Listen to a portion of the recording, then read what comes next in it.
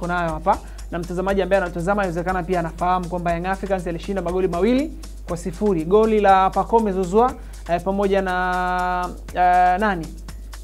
Namba 6 ya Falls. Namzungumzia Azizi Andambwile. Anatupia goli la kichwa la kikatili zaidi na kuweza kuisogeza Yanga kwenye hatua inayofuata. Tuanze kuzungumzia performance ya Young Africans kwenye ule mchezo wa siku ya Jumamosi, japokuwa mashabiki wanaona timu inapata matokeo lakini performance bado haiwaridhishi. Umekuwa ni mwendelezo ule wa kile ambacho kimekuwa kikijitokeza kwenye michezo ya nyuma. Kuanzia msimu wa kimashindano umeanza, Young Africans ni kama bado haiwavutii mashabiki. Yaani timu inapocheza kiwanjani haiwavutii mashabiki kwa sababu tayari mashabiki kuna mpira ambao wao wanautaka kuona kwenye timu yao, ama tayari wameshaucheza kwenye misimu ya nyuma, kwa hiyo wanategemea kiendelezo kitu kile kile, si ndio?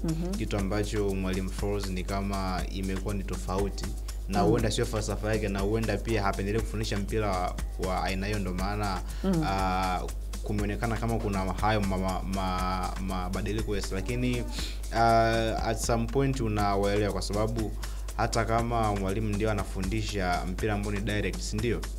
Lakini lazima kuna vitu ambavyo utahitajika kuviona kwenye timu, kwa maana ya muunganiko wa timu, tuseme kuanzia kwenye eneo la chini mpaka eneo la mwisho kwenye ushambuliaji. Lakini kwa Yanga hii kama huo muunganiko umekosekana, yani kuanzia kwenye eneo la goalkeeper, kwa maana ya kwenye kufanya labda build up, ndio mabeki, viungo, kiungo cha ushambuliaji mpaka eneo la mwisho, ni kama huo muunganiko umekosekana. Though timu inapata matokeo, inashinda, lakini ukiangalia zile moves, timu inapata sana matokeo kwenye set pieces na either uwezo binafsi wa wachezaji, lakini huyo ni ile pattern ama mtiririko wa timu ikicheza kuanzia nyuma, katikati mpaka kwenye